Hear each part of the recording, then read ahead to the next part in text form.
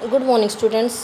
First lesson इस book आप कर चुके हैं and this is second lesson bringing up कारी। ब्रिंग अप एक फ्रेजल वर्ब है। ब्रिंग अप मीन्स पालन पोषण करना, और कारी यहाँ पे एक हाथी का नाम है, एक एलिफेंट का नेम है।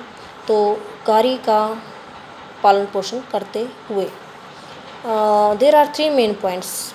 तो मेन पॉइंट से पहले मैं आपको ये बता देना चाहती हूँ कि यहाँ पे एक हाथी के बारे में बताया गया है, उसके बिहेवियर के बारे में, उसकी ट्रेनिंग के बारे में, उसके कैसे चलना बैठना उठना सिखाया जाता है, और जो है उसके बारे में कि भी उसकी हैबिट्स कैसे उसकी हैबिट्स हैं, इसके बारे में इस लेसन में बताया गया है।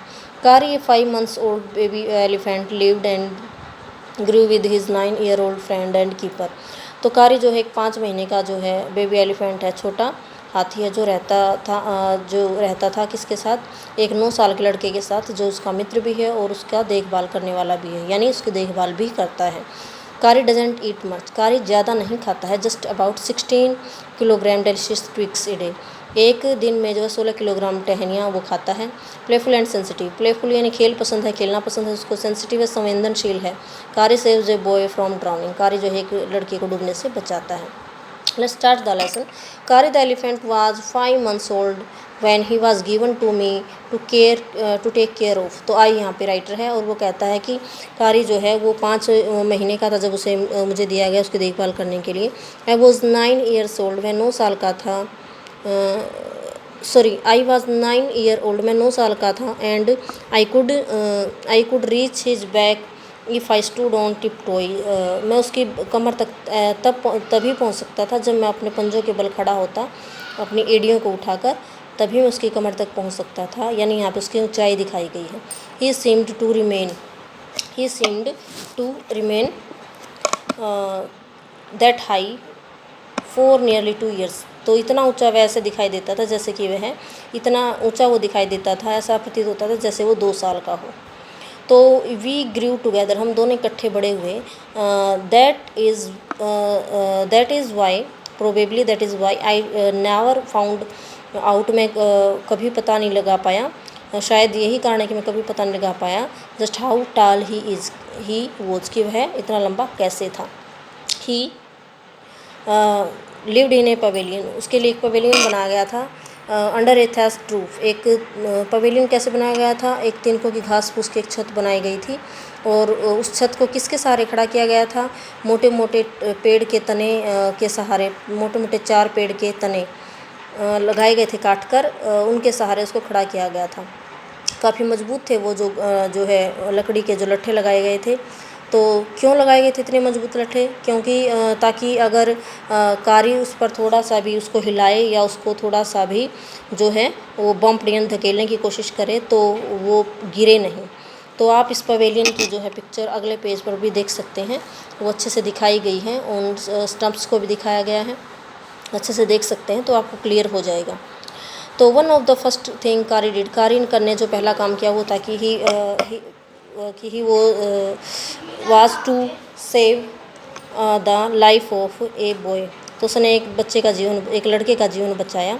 कारी डिड नॉट ईट मच, कारी ज़्यादा नहीं खाता, बट ही नेवरदलेस नीडेड, फिर भी उसको ज़रूरत थी 40 pounds of Twix a day, एक दिन में 40 पाउंड ट्विक्स की टहनियों की, टू च्यू चबाने के लिए, एंड प्ले विद, उनके साथ खेलने के लिए।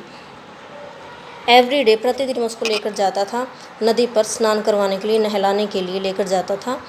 He would lie down on the sand bank, तो वह नदी के रेतीले किनारे पर लेटता, वाला ही रब, जब मैं उसको रगड़ता, साफ़ रेत से, नदी के किनारे साफ़ रेत से जब उसको रगड़ता तो वो फॉर एन आवर, 1 घंटे तक तो वो जो है लेटा रहता। After that he would lie in the water, फिर वो पानी में लेटा रहता फॉर ए लॉन्ग टाइम, लंबे समय तक। फिर ऑन कमिंग आउट, फिर पानी से बाहर आने पर उसकी स्किन बिल्कुल चमकती हुई दिखाई देती, एक अबोनी यानी एक सख्त काली लकड़ी की जैसे। एंड ही वुड स्क्विल, फिर वो चिल्लाता खुशी से,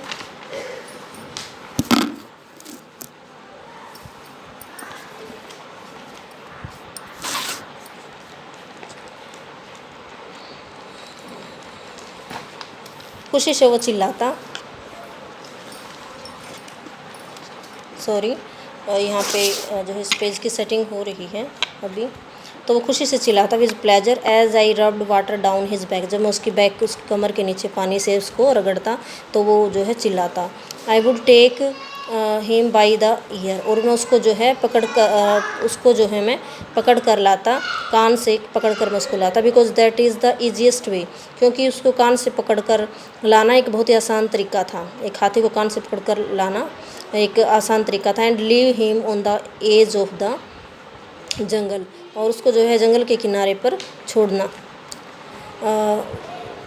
when I went into the forest, जब मैं जंगल में जाता था उसके लिए सम ल्यूशियस ट्रिक्स, कुछ जो है स्वादिष्ट टहनियाँ लेने के लिए जब मैं जंगल में जाता था तो उसको जंगल के किनारे पर मैं छोड़ देता था। और one has to have a very sharp hatchet, तो कहता है कि टहनियाँ काटने के लिए जो है एक बहुत ही तेज़ कुल्हाड़े की ज़रूरत होती थी टहनियों काटने के लिए। It takes half an hour, और टहनियों को it takes half an hour to sharpen the hatchet, तो आधा घंटा लगता था उस कुल्हाड़े को तेज़ शार्प करने के लिए, तेज़ करने के लिए, उसमें धार लगाने के लिए। Because if a twig is mutilated, यदि हाथी के लिए एक भी टहनी जो है वो ख़राब तरीके से, जैसे दिया हुआ ना मल्टीलेटेड यानी इम्परफेक्ट वे में, अगर बिल्कुल भद्दे तरीके से, बुरे तरीके से कोई भी टहनी काटी जाती उस एलिफेंट के लिए, तो वो उसको टच नहीं करता था।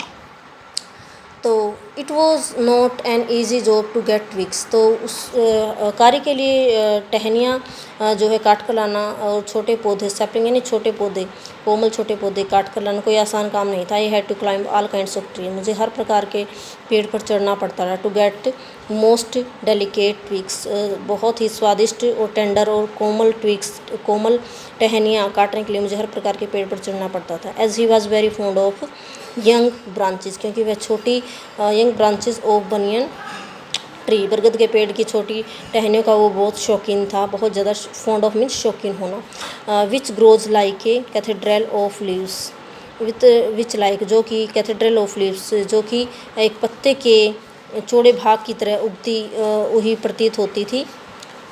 Like a cathedral of leaves and branches. तो I was gathering some which grows यानी बनियन ट्री के बारे में बताया गया कि जो उगता था like a cathedral of leaves, main पत्तों के मेन भाग की तरह, एंड ब्रांचेस और टहनियों, जो पत्ते की जो मेन चौड़ा भाग होता है उसके जैसी बनियन ट्री की जो है वो टहनियाँ होती थी। एंड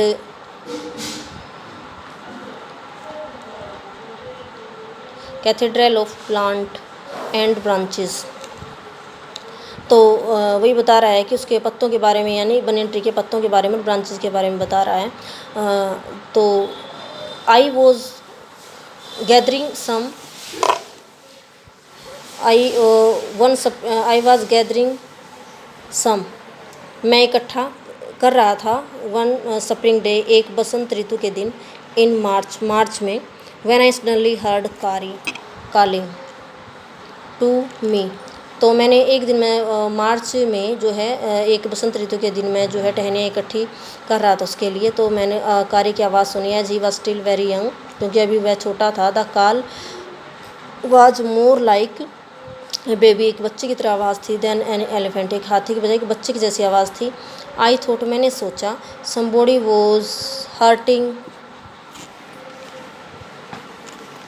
मैंने सोचा कोई उसको जो है हर्ट कर रहा है, उसको नुकसान पहुंचा रहा है। So I came down from my tree, तो मैं उस पेड़ से नीचे आया जहाँ मैं था। And run very fast to the edge of the forest, और मैं जंगल के किनारे की तरफ भागा। वेयर आई हैड लेफ्ट, जहाँ मैंने उसको छोड़ा था। But he was not there, लेकिन वो वहाँ नहीं था।